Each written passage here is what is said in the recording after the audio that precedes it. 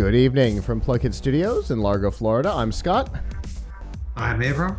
And we are here with episode 493 of F5 Live, Refreshing Technology, for February 25th, 2018. This show is a proud part of the Tech Podcast Network. If it's tech, it's here. This week, at&t announces its next generation cities. Your phone will allow you to catch ghosts, and Redbox might be the reason you lose digital downloads. Wherever you are and however you're accessing our show, whether it be Apple Podcasts, Google Play Music Podcast, that's the name of it, the Podcast Play app in the Windows Store, the myriad of other podcatchers that are available, on any of our live platforms, including Livestream, YouTube Live, Mixer, Twitch, and Periscope, anywhere on social media, Facebook, Twitter, Instagram, or of course on our apps, PLUGHITZLive.com/apps. Thank you for making us a part of your day. This here is F5 Live, Refreshing Technology, the flagship show on the PLUGHITZ Live family of content. We are live most Sunday nights at 9 p.m. Eastern. That is one of the two ways that you can join us, and you can do that by going to f5live.tv/join us. There you can chat with us in the studio during the show. That's one of the big benefits to joining us live, is you can talk to us during the show and let us know your feelings and your take on any of the information that we talk about during the show. This evening, the easiest ways for us to keep track of you, actually, it's a pretty full list. Mixer, basically anywhere but Periscope. We can keep track of the chat tonight. So basically anywhere you are, feel free to comment, especially during the Pilch Point, where Ava will be talking about Toy Fair, which was last week, while we were at First Looks. He's going to talk about some of the most interesting things found there. But if you're not able to join us live, that is okay as well. You can subscribe by going to PLUGHITZLive.com/subscribe. From there, you can see F5 Live and the Pilch Point, as well as our other series, including First Looks, which is where we were last week at the Central Florida First Lego League Regional Championships. It was a lot of fun. It was our first time at a Lego League competition. Our special events feed, and then a number of other series as well, like the new product Launchpad, which we're going to be kicking back into high gear soon. I'm very excited about, and some new series that we're working on as well. I guess with that, that's the spiel. Abram, how are you doing? I'm all right. Not too bad. Lots of stuff going down. But never enough time to do it. But isn't that always the way it works? Yeah, no doubt about it. But last weekend was very, sorry we didn't get to go on, but it was very cool. So I can't wait during my segment to talk about the great stuff I saw at Toy Fair. I changed my mind about that show. That is my favorite show to go to because it's nothing but toys. Like, how can you not enjoy it? So, you have to sit there and talk all serious though with the people who are showing it to you, because there's no kids there, and you're like, you can't act like one. Yeah. It's you want to just run around and be like, oh my god, I'd like this, but yeah, you have to. You're there as an adult. Yes, professional journalist, but yeah, it's anyway, lots to talk about there. Very cool. Yeah, obviously, I never like when we're not able to do a show together. It always makes me sad. But last week was a really interesting event for us. It was our first Lego League exclusive event. We've had Lego League at Roboticon for a number of years, but we've never gone to just a Lego League program before. And having an entire day of interviews with middle schoolers was an interesting experience. These kids are frighteningly smart. I made some seemingly offhanded comment during one of the interviews, and this girl looks up at me and she goes, "That seems like a metaphor for life." What? So yeah, very very interesting group of kids. Those interviews will start going up sometime this week. It was such a great experience. I'm so glad that we did it, and I can't wait to do more of it. Speaking of more of it, we have got a very interesting couple of weeks coming up. Obviously, last week we were at the Lego League Regional Championship on Friday, March 9th. We will be at the Orlando First Robotics Competition regional competition. That will not affect our normal Sunday show. So on March 11th, we will still have our normal F5 Live. But on the 9th, you can join us in the same place that you do for this show for the First Robotics Competition regional, which is always fun. Hopefully, we're going to have somebody from New Hampshire on and the new regional director, and it's the 20th anniversary of the competition, so it should be a lot of fun. On March 24th, which is a Saturday, we have Gulf Coast Maker and Comic-Con. That will also not interfere with our Sunday show. So Saturday we have that. Sunday we have F5 Live. And then Wednesday, March 28th, we have the Tampa Bay Innovation Summit. So March is going to be a weird month for us. So be prepared for that, guys. You will see us go live way more than normal, so enjoy it. I figured I would take that opportunity, this opportunity, to talk about the weird month of March. And then the end of April, in fact, the last day of April, we have Collision, the 30th, and then the 1st, 2nd, and 3rd of May, which Avram said that Toy Fair has become his favorite event to go to. I think mine might be Collision at this point. The energy level is just totally different than at any other event we go to. So I always look forward to it, and you should too. And since you can't be there, we will be there for you. So how about with that, Avram, we get down to some news. What do you think? Cool. All right, let's do it.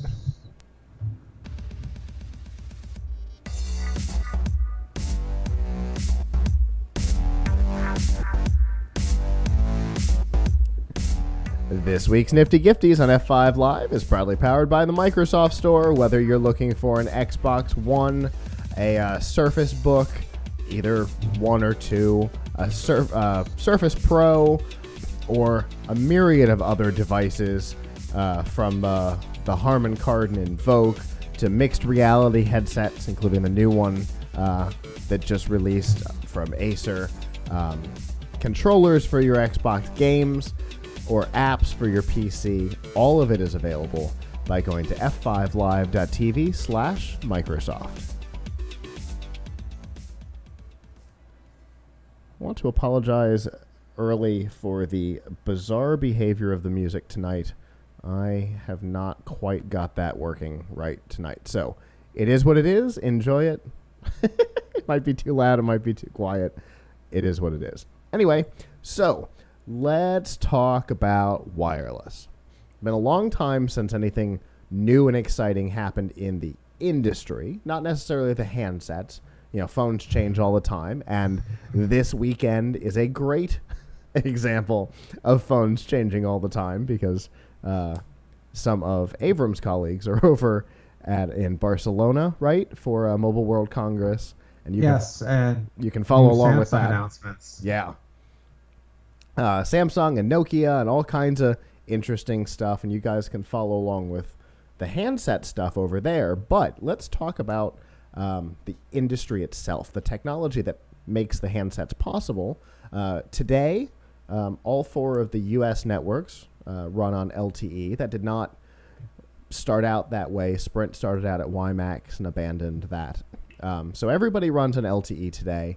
And that's the 4th generation of the standard, so long as you ignore analog. The 5th generation of the standard, which I have not heard a name for yet. I only hear people, the whole industry, refer to it as 5G, so we may not have a name this time, maybe because CDMA is dead in North America. I don't know. Anyway. What is 3G technically? HSPA. But unless you're on. Yeah. unless you're on the other side of the network, in which case the technology, in which case it was GSM. Right. So, well, anyway. 2G was TSM, and I don't remember Which one was Edge? Edge was Verizon's data network on HSPA. Oh, okay. Anyway, I don't know what the name for 5G is going to be, and apparently it's not going to matter because long before seemingly either Avram or I know what the technology is going to be called, at&t is starting to roll it out. They have, in 2016, almost a week more than exactly 2 years ago from this announcement, so 2 years and a week, they announced that in 2018 they would roll 12 test cities out. This week, they announced the first 3 of those 12 cities with the intention of following through on their rollout plans for a total of 12 in 2018. And the first 3 are interesting. You've got Dallas, Texas, which is the 9th largest city in the United States. You've got Atlanta, Georgia, which is the 38th largest city in the United States and the travel hub because of Delta. And then you've got Waco, Texas, which is the 197th largest city in the country. And it really, I think everybody in the world knows about Dallas and Atlanta. You don't even have to say the state. The only reason that's true with Waco is because of the bizarre cult from decades ago. I don't think anybody else would know. Waco right now? You haven't been watching HGTV. What's the name of their show? Is it Fixer Upper? The one with Chip and Joanna Gaines, the family that makes that they do a lot of renovating. Their whole business empire and their whole thing is in Waco. So you know what? I know. So they're getting 5G. I know what you're talking about. Okay. So at least there is something non-cult related happening in Waco. But I think they purposely picked a city within a reasonable distance, within the same state as Dallas, so that they could test in and out and in network. For obviously, as they roll out the technology, there are going to be places where 5G won't be, and you'll be into 3 and 4G off and on. So you've got to be able to travel from one hub to another and watch to see what happens. I think also, honestly, testing, non-stress testing is something that they're going to look for, and being in a smaller market may make that possible or easier for them. So I think choosing Waco makes sense to some extent, but it's certainly not what you expect. You expect to hear, our first 12 cities are going to be New York and Los Angeles and Chicago and Houston, and it's the first thing you think is they're going to go, all right, what are the 12 big places that we can see when the network's under load and all of those things, and then when we're ready to release it to the public, who will get the most benefit out of it?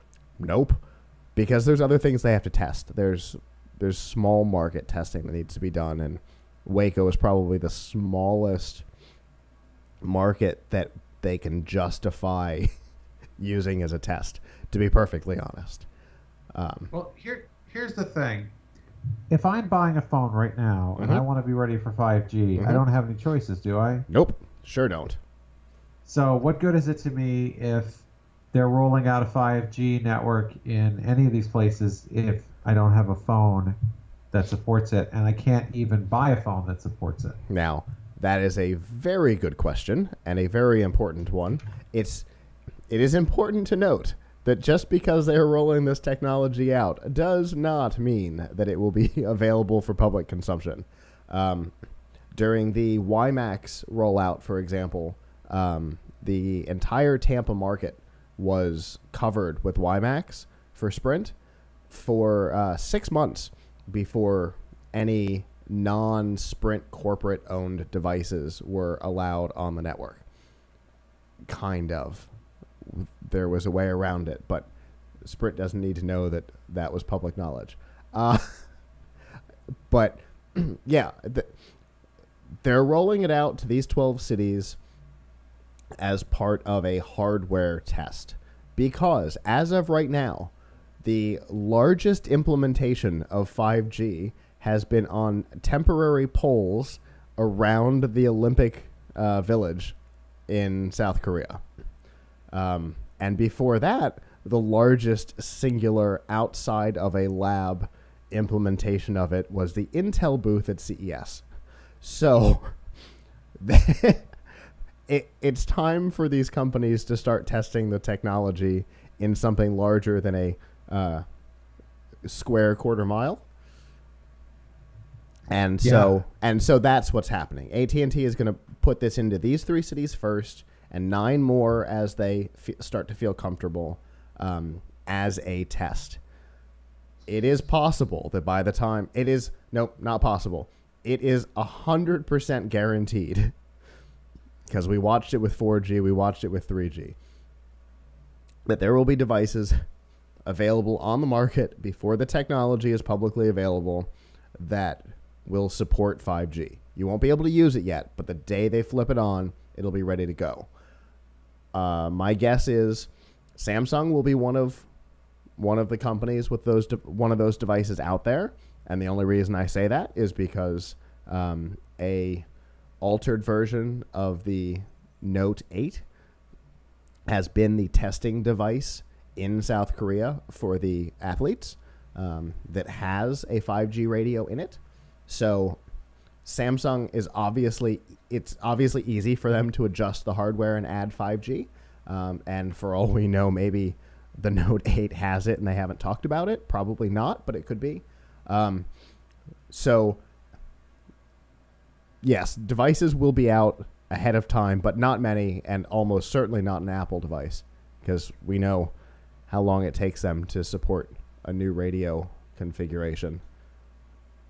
3G was the standard when the first iPhone came out, and it only supported 2G, and then LTE was out for at least one full generation before the iPhone got LTE. So don't expect Apple to be the first one on the bandwagon, but my guess is it's going to be Samsung. Samsung's going to have a handful of devices ready for 5G launch.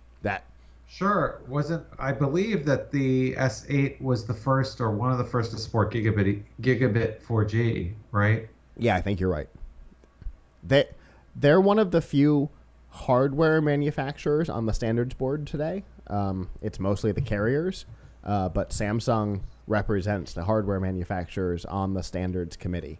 And so it's not a surprise at all that Samsung is the one who installed a 5G micro network inside the Olympic Village in South Korea, and it's no surprise that Intel was showing off what was possible with 5G at CES inside their booth, because they are the chip manufacturer on the standards board. So yeah, so I don't know yet whether to get excited about 5G or not. Like, new technology is always exciting, but I guess the question is, are you really going to see benefit from it? Like, when you went from 3G to 4G, wow, what a difference. I mean, right. 3G is so slow, you pretty much can't really watch video over 3G.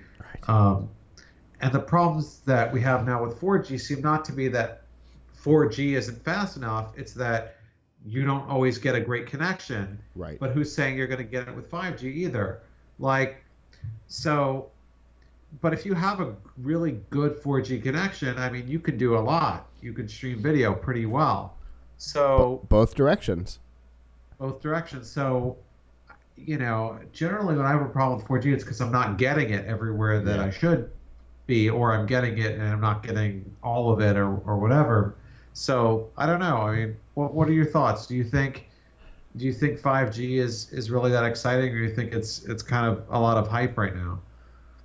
I had a little bit of an off-the-record conversation with Intel at CES, and from what I understand, there are some benefits that haven't been talked about publicly yet, that should help with the problem that you've experienced, with 4G just not being as readily available. Like the rollout is supposed to be far easier than LTE was, which is great. I don't remember what I am and am not allowed to talk about, so I'm just going to say there are some things that I know about that that will make 5G interesting.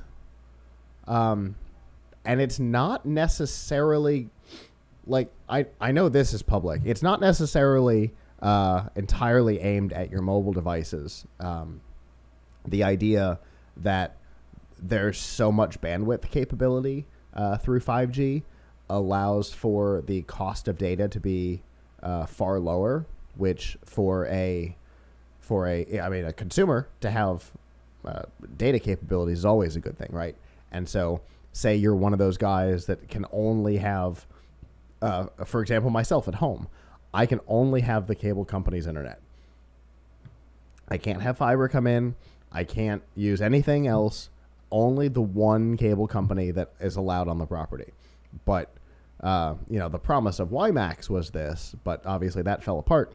But with the data capabilities of 5G, there's talk that IoT devices may not even use a Wi-Fi connection anymore. They may just come pre-configured for 5G, and you never have to worry about configuring them to Wi-Fi or anything like that. They're just good to go.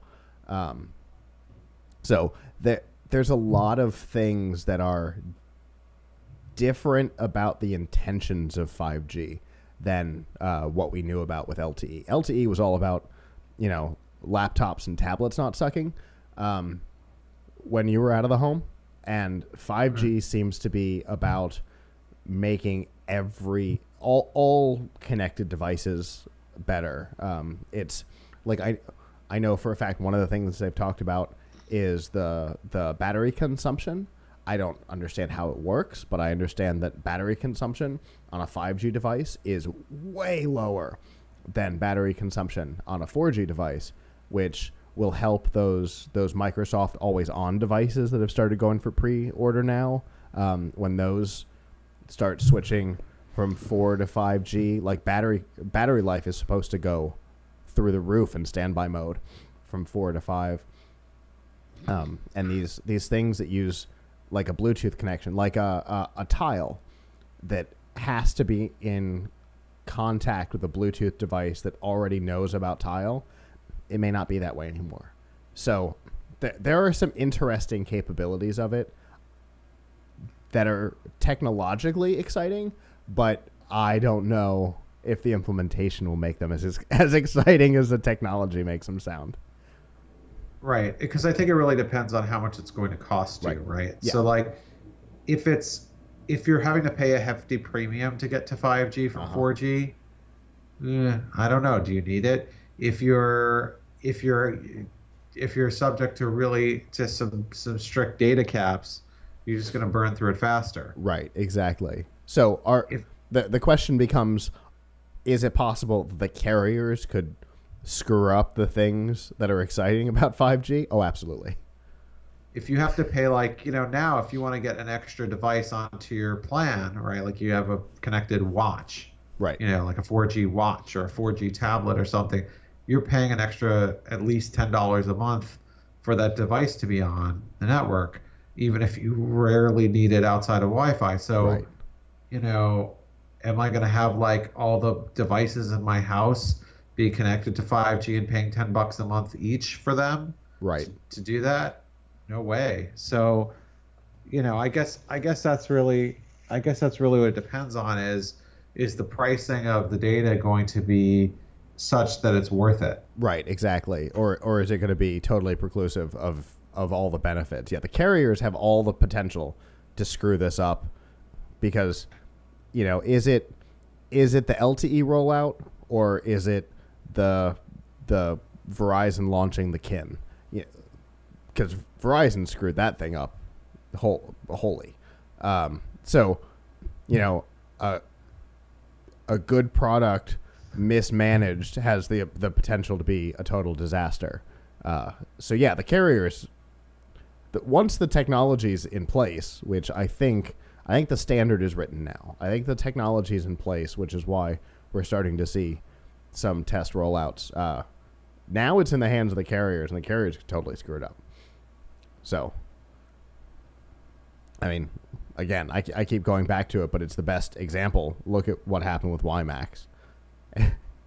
It had more bandwidth than LTE did, and Sprint and Clearwire totally screwed that thing up. Not when I used it.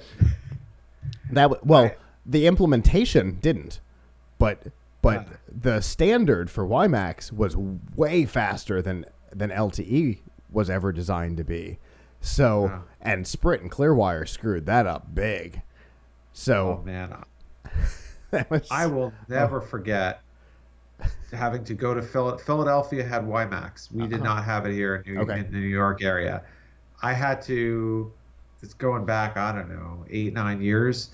Go to Philadelphia for a day to test WiMAX, and I remember sitting in this indoor mall in the middle of Philadelphia, trying to do an FTP upload of something that was 50 megs, and waiting an hour. Oh. And it still hadn't uploaded, and I had to do this 3 times to get the average, and I couldn't finish all my testing in a day because everything was that slow. Oh my goodness. Or would get cut off in the middle. So and that was the problem with the implementation. Sprint owned part of it, and Clearwire owned part of it, and that. So in Vegas it was stupid fast, and in Philadelphia it was so slow you could have called and read them the file faster. Yes. Yeah, exactly. And that was the problem. Here it was crazy fast, and in Vegas it was crazy fast too. But if you went to Orlando, it was slow. It was so weird.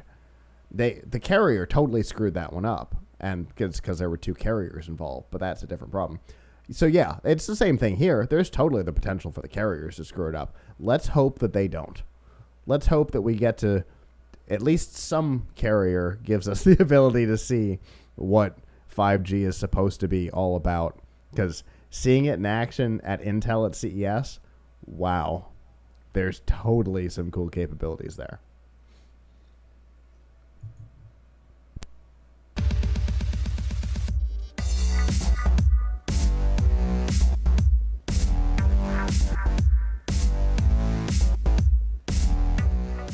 This week's Pilch Point with Avram Pilch is proudly powered by Monster Products. The headphones on my head right now, the Monster DNAs. My normal headphones, the Monster Elements. Both available. Plus, in-ear, on-ear, over-ear, corded, Bluetooth, and then, of course, speakers, the new Superstar line, the S100, 200, 300, 400, and, of course, the Monster Blaster. And all the power and cords that you need to connect them to one another.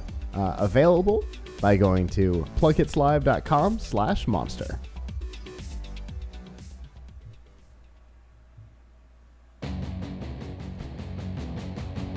And that music means that it is time for the Pilch Point with online editorial director of Laptop Magazine and Tom's Guide, Avram Pilch. Avram, we get to talk about some toys. Literal toys. I mean, listen, everything is a toy. Everything is a toy one way or the other. I mean, here I have this notebook I'm reviewing right now, and you could say it's a toy. I mean, it's for serious work, but, hey, it's fun. Listen, I really can't complain. I have a fun job. I get to, figuratively or literally play with toys, and the real burden is I have to write about it. So, however, that's never been more true than the one weekend a year that I get to go to New York Toy Fair. Actually, I think it's the Toy Fair in New York.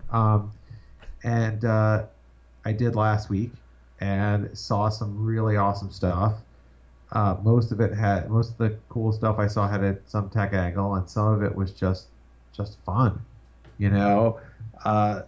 So on tomsguide.com, we have a big slideshow of the 25 best toys of Toy Fair 2018, and here are some of them.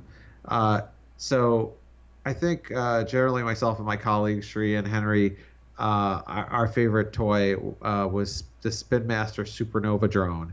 Now, there are lots of drones in the market, but this drone, which is going to be coming out later this year for $40, is not one that you control with a handset. You don't control it with your phone. It has a cage around it, so you can literally bat it like a ball, and it sort of follows you around. It sort of goes around, and it can sort of react to your touching it, your gestures. And I saw some guy like basically doing a big dance with it, and it'll like followed his arm or whatever, and like went like that, and then he like tapped it over, and it goes another way. Like basically, you control it by like tapping it and gesturing to it. So What was this called? The Spin Master Supernova. Okay. So we have a video of it in our slideshow, so check that one out. Uh, Real exciting news for my son. He is addicted, in an almost, some might say, unhealthy way to his Lego Boost set. He really loves that thing. He plays with it like crazy all the time. And that's one of our favorite toys overall because it's a great way for kids, even kids his age, 5 years old, but even those a little older, to learn about programming, and it just makes it easy and fun. Well, Lego's coming out with the 2 expansion kits for Lego Boost later this year, around August. One of them is the Ninjago Stormbringer kit, which allows you to turn your make a giant Ninjago dragon out of your Lego Boost and control it and program it. So that's pretty cool. And then there's another one that's like a city kit, Lego City theme, where I think you can build, I don't know if it's a truck or something else like that. So more possibilities with Lego Boost. If you didn't already have it, then you should get it because that's a pretty cool thing. Yeah. So beyond that, one of my personal faves, this is sort of non-tech, but I really enjoyed it, was Mattel Flush and Frenzy. So scatological toys were very big this year. Interesting. Or I should say, gross poop toys were really big this year. So Mattel had one that is literally a toilet with a smiling piece of poop that you put in it, and then each person has to basically roll to see how many times they get to plunge the toilet. And basically, if you get to plunge it enough times that the poop pops out, you get a point.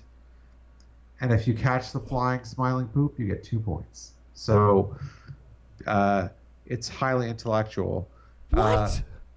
Our friends at Gizmodo actually did a wonderful article with the 7 grossest toys of Toy Fair, which I wish I had done.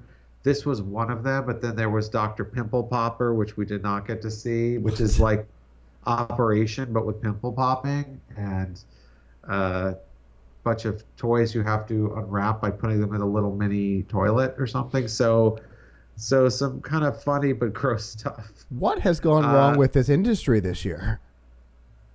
Listen, speaking now as someone with a 5-year-old, to kids of a certain age, that kind of thing just never gets old. And look, there's a lot of concern about giving kids things that are too violent or too adult, bad language, whatever. So, considering that, just giving them something gross doesn't really transgress in any of those ways, but they still find it hilariously funny. All right. I saw a couple of different toys that make holograms from your phone. Okay. One is called CMe's Holographic Pets. It is sort of like a Tamagotchi, but they give you a little mirror, sort of mirror cone thing. You put it over, it has a suction cup. You stick it to the top of your phone, run the app, and it shows your little pet basically floating in the cone, like as a hologram. But you can also record yourself in a video and show that. So you can send someone a message that's like a hologram. So, you could dress as Princess Leia and say, help me help me, Obi-Wan. You're my only hope, and do it credibly on the phone.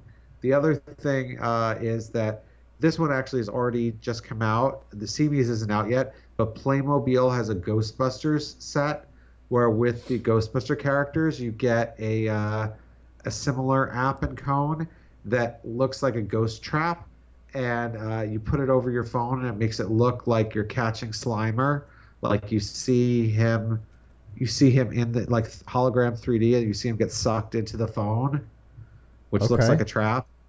Okay. Um, um, I think the coolest thing, the thing that I like wanted to play with the most that I saw there was and this is out already been out, but there are some new kits for it. I hadn't seen it before though. It's called 3Doodler. Have you seen 3Doodler? The 3D printing pen. Yes, it's a 3D printing pen for kids. There's also an adult version.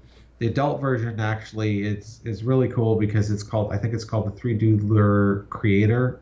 Uh Um, huh. I think and so.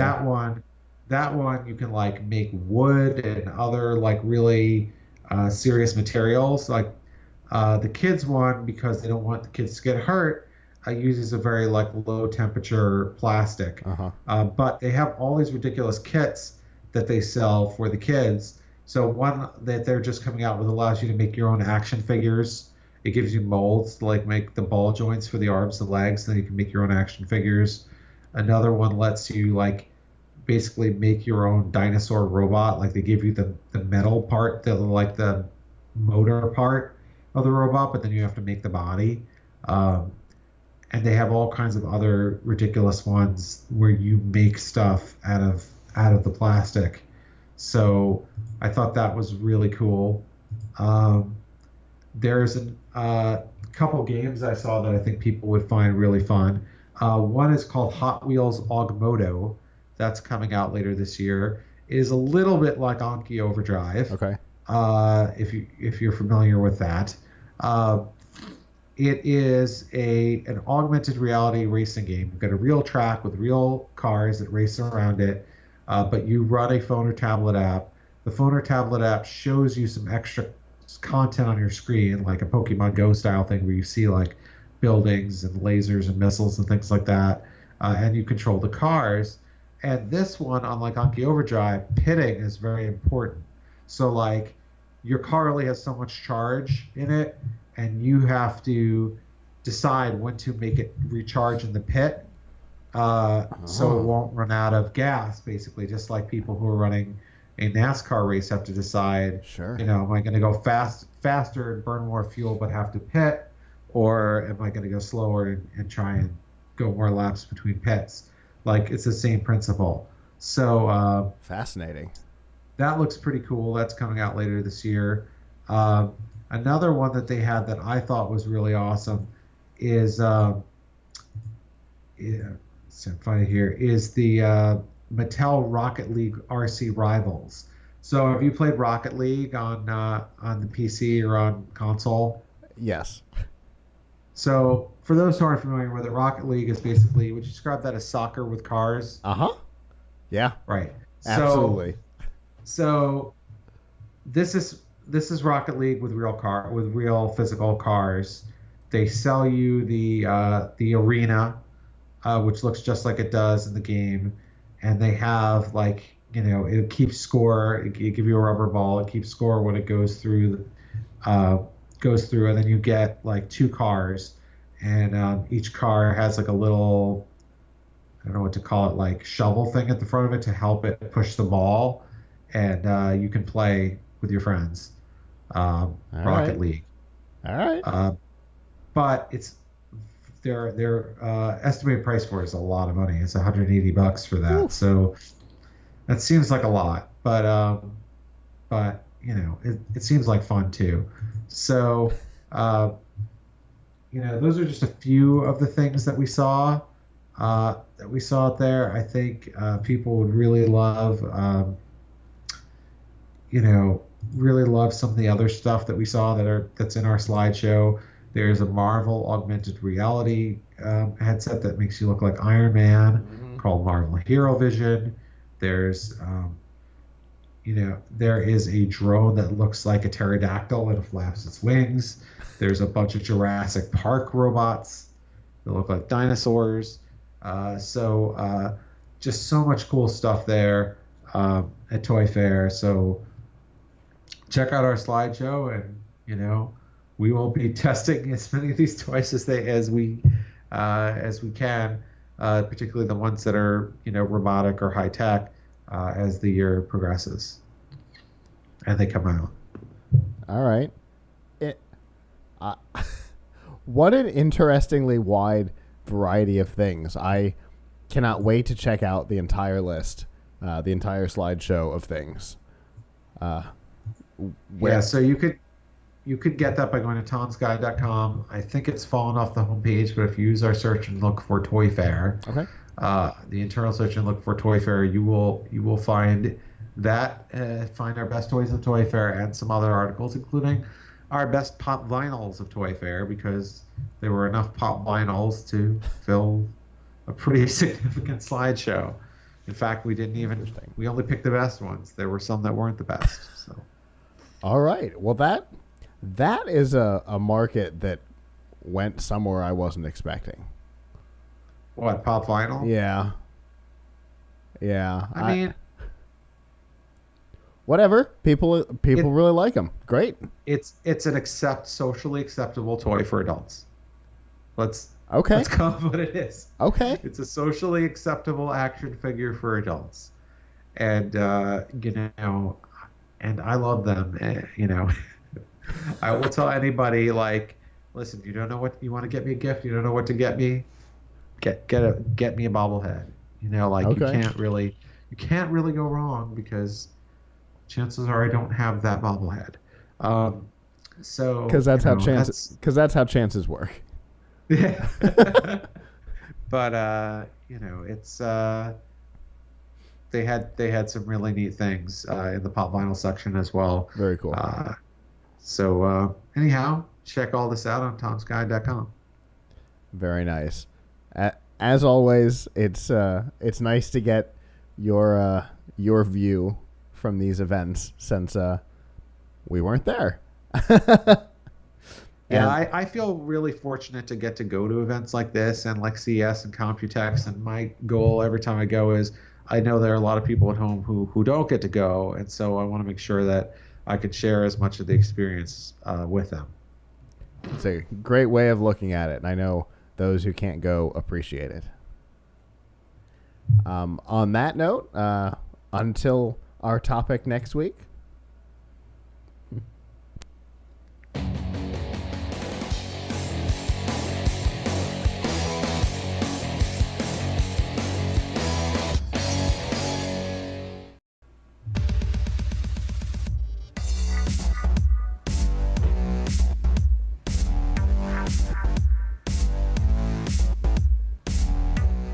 This week's Extra Life on F5 Live is proudly powered by Razer. All the accessories you need to up your gaming experience, whether it be a gaming mouse and or keyboard, a specialized controller, anything in the Chroma series, which apparently Philips Hue has also been added to recently, so you can actually get your Hue light bulbs to program with your Razer Chroma devices now, which I think is awesome. The Razer phone, or of course any of their laptops as well, and they've got more than just that with webcams and mouse pads and all kinds of other things as well. To find out the deals that are going on right now, because there are always deals going on, you can go to f5live.tv/Razer. I love the idea that Philips is supporting Chroma. It's such a cool idea. That's good. It's good to have it integrated. Yeah, you can get the whole room to follow your color patterns and stuff like that. That's too cool. Anyway, so we were just talking about some toys and some games, and you mentioned two things that we will go ahead and merge into one. You mentioned an AR game, and you mentioned Ghostbusters, so let's put them together into a new game called Ghostbusters World. It is available later this year. It will theoretically release on both iOS and Android together unlike the probably the best known of the AR games out there, Pokemon Go, which kind of owns the space right now. If somebody has a chance of unseating Pokemon Go, though, it's going to be a Ghostbusters game. The idea of being able to capture ghosts and a variety of ghosts with your phone and on the website on PLUGHITZlive.com on the upstream, we've got a video of the teaser trailer, and you're gonna want to watch it because it's the visuals on it are fantastic. Your whole phone turns into a trap at one point. It's exciting for anybody who likes Ghostbusters, which is pretty much everybody. So and it seems like it's going to incorporate all of the things that people have loved about the films and the shows and the comics, and like it doesn't seem like it's going to just pull from one area. It looks like it's going to pull the best from each medium and bring it together, and they're going to introduce new ghosts in the game and stuff like that. So imagine Pokemon Go with ghosts is kind of what I'm imagining, but with the cool visuals of Ghostbusters, which really the visuals there are pretty great. And just like Pokemon, the Ghostbusters franchise is kind of designed almost like it was ready for this. You know what I mean? Well, I think Pokemon, it was designed to get you to acquire things from the start. Gotta catch them all. Sure. But oh man, I foresee I will never see my wife again when this comes out because she loves Pokemon Go, but she is a huge Ghostbuster fan. And, there are many times she's gone out at night to go Pokemon hunting to Pokestops or whatever. Uh-huh. She's Sure. not as excited about it as she was, when it first came out Sure. the first few months.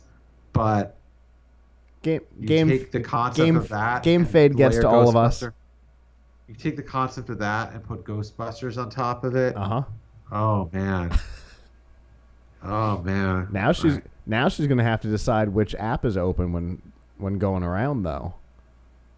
I think it'll be Ghostbusters because she's already done a lot of Pokemon. I think she's Fair enough. I think there's something involving Ghostbusters. I'm just after I get off the call, I'm gonna go upstairs and tell her. Whenever it comes out, I'm not gonna tell her because never see her again. Yeah. Son and I will be hanging out. No, she. I'm kidding, but she really it's gonna blow her mind. It's gonna blow my son's mind too because he's 5 and he loves Ghostbusters. So, he sees her playing it, he's gonna get into it too. That's the thing with both of these franchises really is that they managed to start the trend of these games with franchises that are designed for multiple demographics. It's not like they started with a kids brand.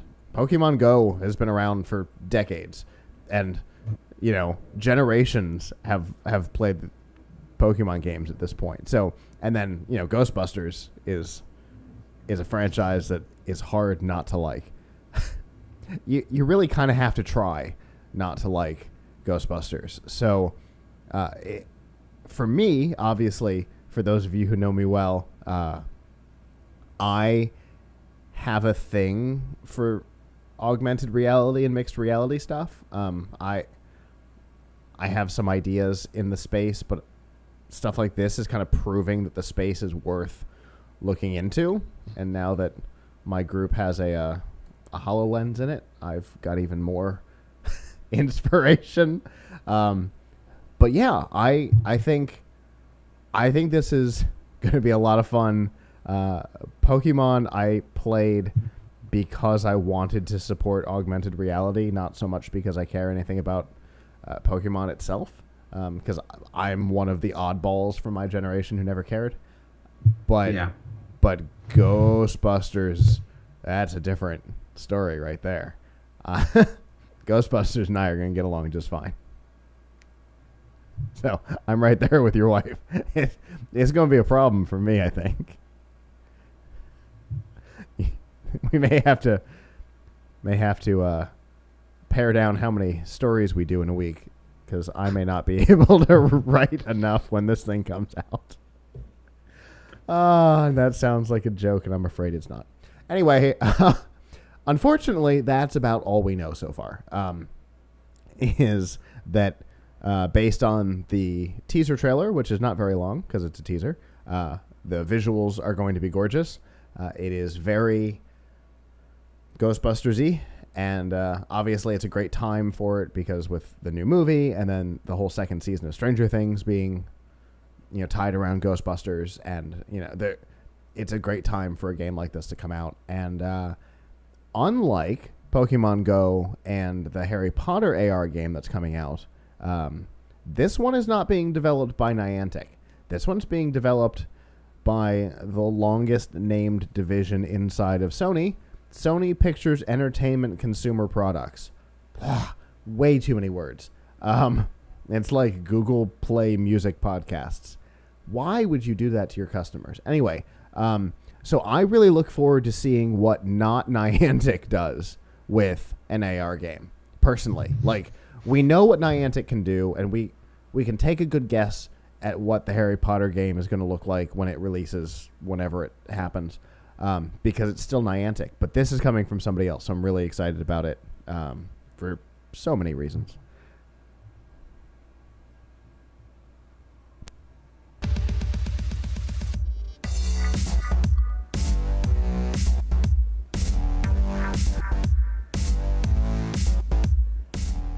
This week's news from the tubes on F5 Live is proudly powered by Riff Tracks. Make fun of movies, or let the professionals do it for you, because that's what they get paid to do. The guys who used to do Mystery Science Theater 3000 are back and doing what they do best, making fun of movies. From blockbusters to Invasion of the Animal People, I can't make these things up. They've got a little bit of everything. The way it usually works is for a couple of bucks, you download the MP3, play it along with your DVD, Netflix, Amazon, wherever the movie happens to be, and laugh. From time to time, they do some live shows. Right now, they have their Kickstarter going for the 2018 lineup of live shows, which will be Space Mutiny in June and Krull in August. Krull should be fantastic. Anyway, if you want to support the Kickstarter, you can find out information there. And of course, once the Kickstarter closes, you'll be able to buy tickets for the events as well through Phantom and watch them nationwide live. It'll be wonderful. And the deal of the week right now, Replica, $2 off. You can get the deal and see all of the movies that are available by going to f5live.tv/rifftracks with an X. I want to see Krull. I mean, I don't. I don't. You want to see that version of it. Indeed, yeah. Anyway, so we've talked about it before. We will end up talking about it again because it seems like it is the technology word of 2018, cryptocurrency and blockchain in general. Obviously, the reason why blockchain and cryptocurrencies are popular right now, or at least got started. It's not necessarily why they're popular right now. They're popular because there's value in them. But they got started because tech people tend to want to do things a different way. And so they created a thing that's decentralized and, there's no direct oversight. It oversees itself by the nature of the technology. And that's great. But when you kind of buck traditional wisdom, what you end up doing is erasing, in some cases, hundreds of years of collective knowledge, and you have to learn all of the hard lessons the hard way. Whereas in traditional banking, obviously, that concept has been around for a long time, and while it may be semi-slow and inefficient, the banks have learned some hard lessons the hard way, in some cases several hundred years ago. So what we're seeing today in the blockchain and cryptocurrency world is some things that you would never expect to see from, say, JP Morgan Chase, right? You would never expect to see Chase offer money for free. At least not allow you to purchase currency without giving them anything. Because they have learned to check and double check everything before anybody sees it. So what happened this week was a exchange in Japan whose name is Zaif, Z-A-I-F, I don't know, had a glitch on their website for almost 20 minutes in which you could make purchases for free. Obviously, at that point, purchases is the wrong word, and we're not talking like the couple of dollar transaction fee was accidentally being waived. Nope. We're talking that, in essence, about $20 trillion, yes, trillion dollars worth of Bitcoin was sold for $0. Obviously, there's no way that was going to be allowed to stand. Once the bug or glitch, as they called it, was fixed, they nullified all of those transactions. So nobody got away with $20 trillion worth of Bitcoin, but it may not have. So 16 and a half minutes, I think, was the actual run time on it. Maybe it was 17 or 18, but I think 16 and a half is the number. And the only reason that it was caught at all is that one of the people who purchased a very large amount of this currency, I believe it was 22,000 trillion yen, which works out to the majority of that 20 trillion US dollars that we were talking about. They turned around and tried to sell it again on the same exchange. And so clearly people started to report it, and they shut down. As we see in all of these cases, the exchange shut down for a while. They fixed the thing. They nullified all the stuff. But can you imagine if those people had been smarter and didn't try to resell on the same exchange? Can you imagine if all of that currency managed to find its way out into the wild for $0?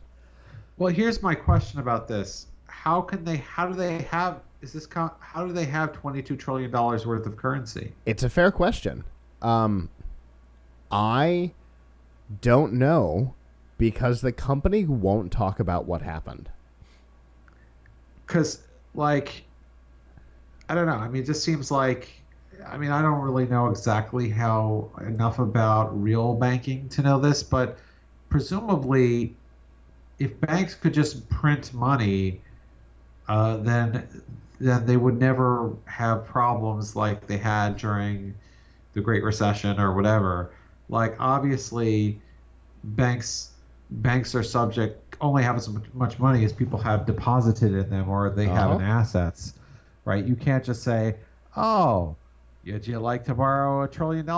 Sure, I'll just draw you up and put a magic number in your account and you have it. They can't do that. Like, even though they're doing things electronically where they control it, like, this is backed by something somewhere, right? Like, there's cash or there's gold or there's somewhere that money is real, right? I mean, like, they can't make it up. It has to come from somewhere, right? It has to come from at some point from the mint, right? Right. So cryptocurrency obviously isn't backed by any government. So I don't know exactly where it comes from. I think people get it when they're mining it, but it's hard to believe that this one exchange had $22 trillion mined. Like, I don't know how much, this is a really interesting question, but how much Bitcoin is there in the whole world? $121 million worth. So 22 trillion. So, so somebody took out more than Bitcoin than there is in the entire world. Correct. So how could they possibly resell it? Because it's not like, I don't, Uh-huh. like, isn't that what the blockchain keeps track of? Uh-huh. So how could that possibly be valid currency? Absolutely. All Like all of if you that, rob a bank, there's actual money to rob, right? right? Absolutely.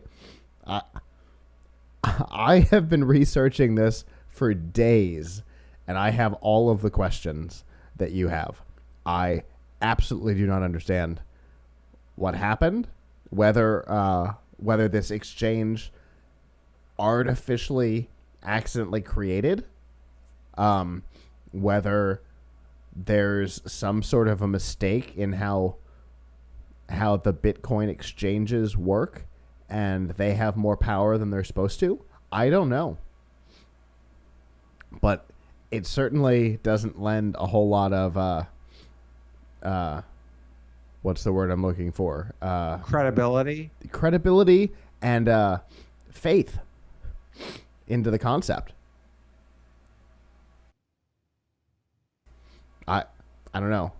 I don't know what to do about it. It's definitely bizarre because I did the conversion on what the current today value on all of that on the entire Bitcoin ecosystem is, and it's not that much.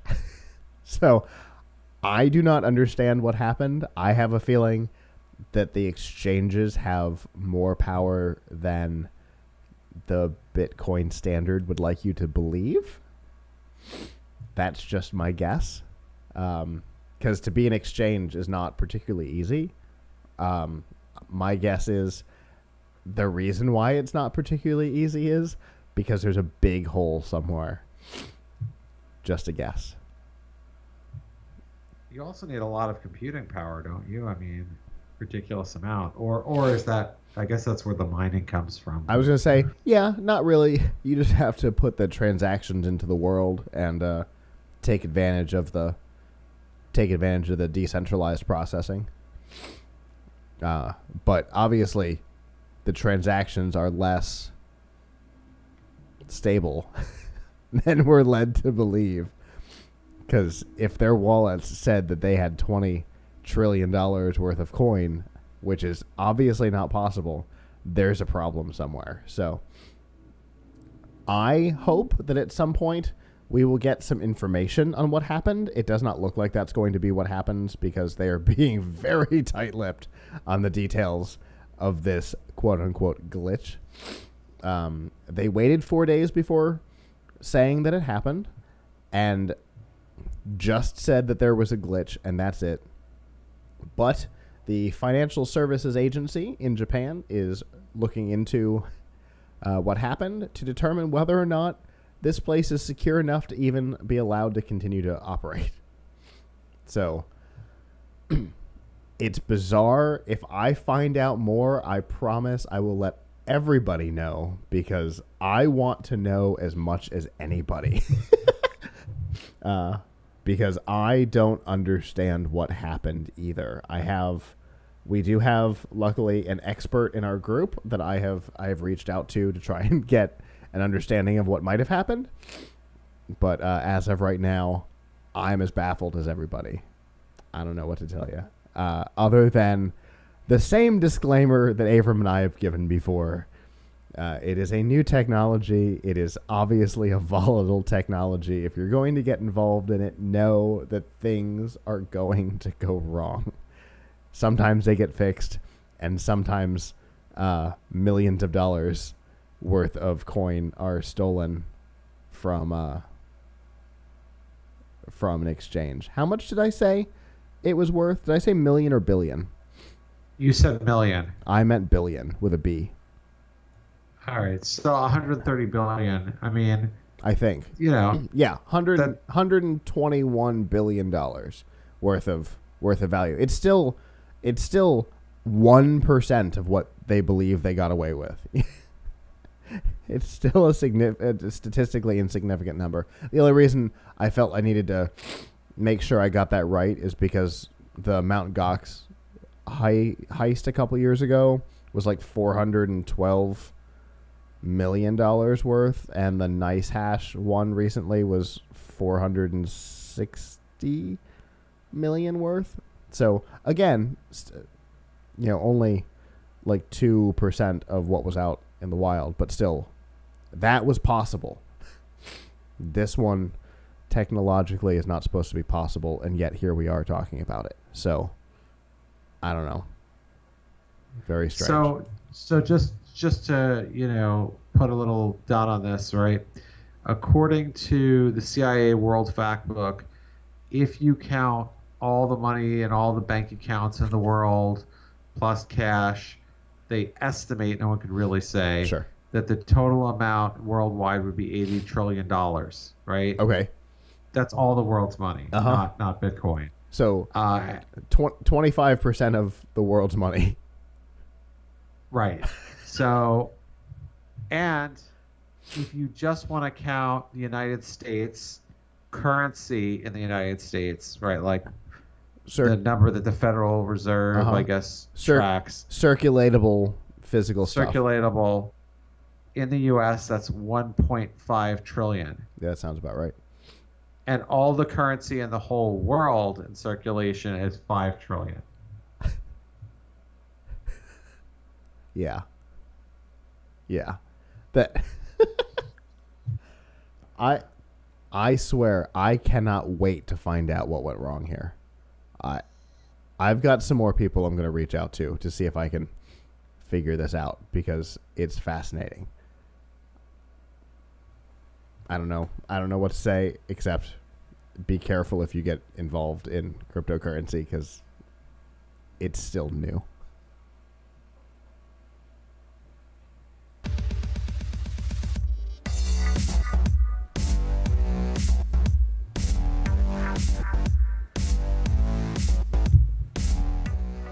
This week's DRM not included on F5 Live is proudly powered by Amazon Prime. You know the basic stuff you get with Amazon Prime. You get free shipping, sometimes same day, but some of us just don't know all the cool stuff you can get, such as Amazon Prime Music, where you can stream millions of tracks for free, included with your Prime subscription, and Amazon Prime Video, which again, lots of content for free, including originals like Man in the High Castle, the new Tick, Alpha House, all kinds of original content, and then movies and TV that other people have created as well. And the new relationship with Whole Foods means that in some markets you can get Whole Foods stuff delivered to your house for free in 2 hours. There's all kinds of benefits that you may or may not know about. And you can find out about all of those benefits by going to f5live.tv/prime. And there you will also see, if you're not already a subscriber, you can get a 30-day free trial to see if it's for you. And you can do all of that at f5live.tv/prime.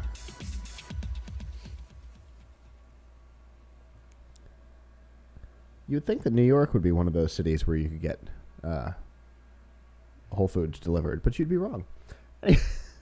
Anyway, one of these days, Amazon Prime Fresh, or whatever it is called, was available in New York, and they shut it down, which seems like the city where it would work. Whatever. That's not what we're going to talk about. We're going to talk about Disney. A couple months ago, Avram and I discussed a lawsuit in which Disney was suing Redbox because Redbox was buying Disney DVDs retail and then reselling the digital download codes that come with it. Now, obviously, if you've ever bought a DVD that comes with a digital download code, they make it very clear in the box that the download code and the DVD are purchased as a pair and must remain together. It's a concept we're all very familiar with. You buy a video card and you get a video game for free in the box. They're very clear that those don't get separated. You buy a digital camera, it comes with Photoshop elements or maybe Premiere elements for free to be used by the person who bought the camera. It's a very long-standing concept. And so we kind of expected that this was going to be a straightforward by the numbers case. And boy, we could not have been more wrong. I know wrong either is or is not, but I think there needs to be a grade on it because this went totally weird on us. Let me tell you what happened.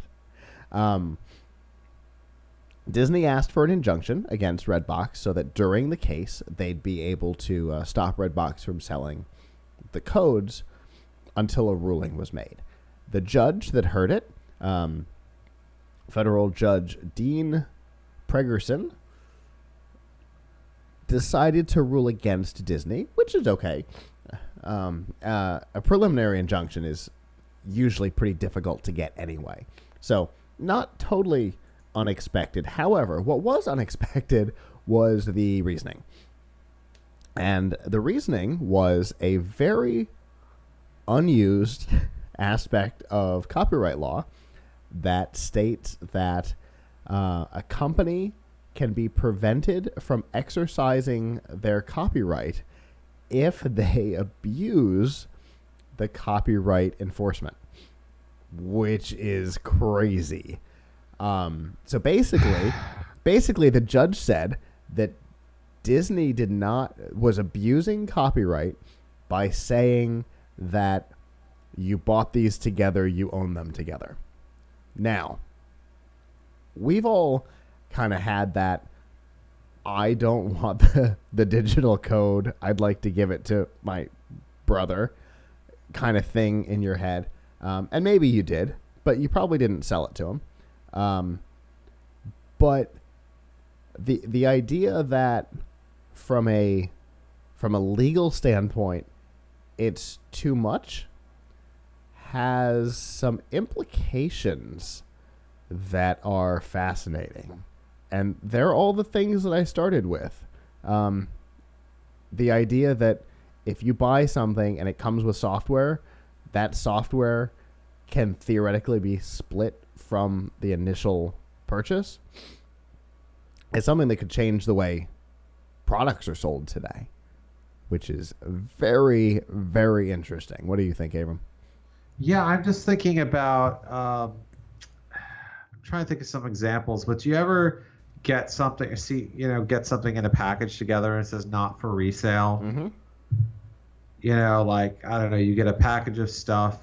I don't know, maybe you get, I'm just going to throw this out here. Maybe you get I don't know if this exactly says it, but like, what if you got like a fridge pack of soda or something and the soda said not for individual resale or something? It absolutely says that. Oh, okay. Right. So like, does this mean then that if I run a bodega or something and I want to buy the fridge pack, I don't have to abide by that? I mean, I don't know. Was that ever enforceable? I don't know the answer. I don't know if that was ever enforceable. But when it comes to software, to soft goods, it sounds like that might be the case. Which is interesting. Also, here's another question. What about all these, you see this all the time and they get away with it. But what about all these companies that sell quote unquote OEM versions of the software, right? Right.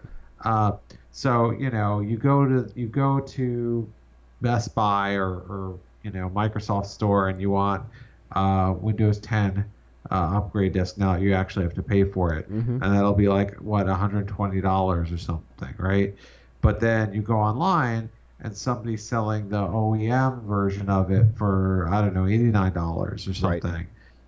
And the OEM version doesn't come in a fancy box, but who cares? Right.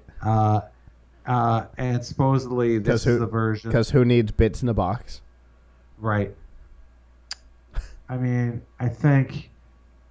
if this is, obviously I bet you that, the big OEMs like Dell and Lenovo don't just get a bunch of DVDs mailed to them from Microsoft for every laptop they wish to install Windows on. No. There's probably a much more efficient way, and they're probably paying a lot less than $89. But they buy product keys in bulk, yeah. Yeah. But you can go online and you can find, the point of the OEM software, for those who don't know, is this is sort of the wholesale version of the software that they sell to device manufacturers. Right. They're supposed to sell to device manufacturers, right? Oh, I build computers and I sell them to people for a living. Mhm. Microsoft's going to sell it to me for less and give it to me without the fancy packaging, and I'm not to resell it to the public, at retail. Right. But now, so does this mean that they can't restrict my selling of the? I mean, if you can't restrict Redbox's selling of digital codes, Right. does that mean that? I mean, now I see a lot of places very openly selling OEM software, so I don't know. Maybe that rule never had teeth. I don't know, but you won't see a respectable like mainstream store doing it. Right. You won't go into Staples and get it. No, but Newegg used to do it. Yeah, no, they will. Yeah, I think Newegg will do it, and Amazon has third-party sellers that sell it, but Sure. it's not direct from Amazon. Sure. I don't know all the places where this could affect, but I can think of some places that it would affect. Like for your screen, we capture you through a device that's in the desk here, and it came with capture software, which obviously says not for resale, not for splitting from the hardware. There's an example of software that there's some deal between the manufacturer of the box and the software that came with it for that software to be included. I don't know what the deal is. I don't care what the deal is. But the deal suddenly becomes less valuable if the software is allowed to be split off. So I see if obviously Disney is going to appeal this. They've already filed for an appeal on it because they're not happy with this response, as you would expect, because it doesn't just affect them. This could potentially affect a number of industries, and they can't be the ones to do that. But if this is allowed to stand, you're certainly going to stop getting digital download codes in your DVDs going forward. Because the whole point of including those was so you didn't have to rip the DVD to put it on your device to take it with you. That was the whole point of including those digital codes in the first place, not because you were getting two products. It was a convenience for you. So that convenience is about to go away. You're not going to get DLC download codes in your PlayStation and Xbox games anymore.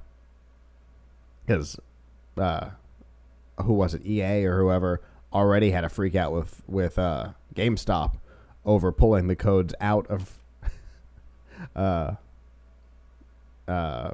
used games and trying to sell them separately. That they already went through that. So those would go away too. There's a number of places where this is going to affect a large number of people if it's allowed to stand real quick. So obviously we were going to keep an eye on this anyway, which is why we're following up on it tonight. But obviously we're going to have to keep a close eye on this because this just got weird. We were expecting this to be like a fun, haha, Redbox kind of a story, and this totally went sideways on us. So we promise you guys we will be following this story because we were not expecting it to become a bizarre story, and it totally did.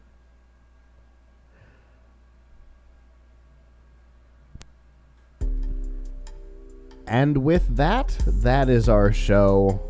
If you joined us live, thank you so much for doing so. We always enjoy having people live. It's one of the reasons we do it live. That, and it's actually easier for us to do it live than to try and record it. Anyway, if you joined us live, thanks a lot. If you didn't, that's okay. You can always subscribe by going to plughitslive.com/subscribe. And if you're subscribed and want to join us live next week, you can by going to f5live.tv/join us.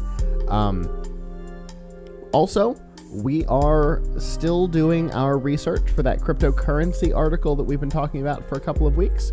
I've got a number of responses on our how well does your computer work survey, but we're looking for some more before we can really get a good baseline. So if you check us out on Facebook or Twitter, you'll see the link on our Facebook.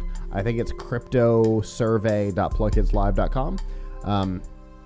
It takes 5 minutes of your time, and for the most part, it's going to fill itself out. You just have to sit there and let it go.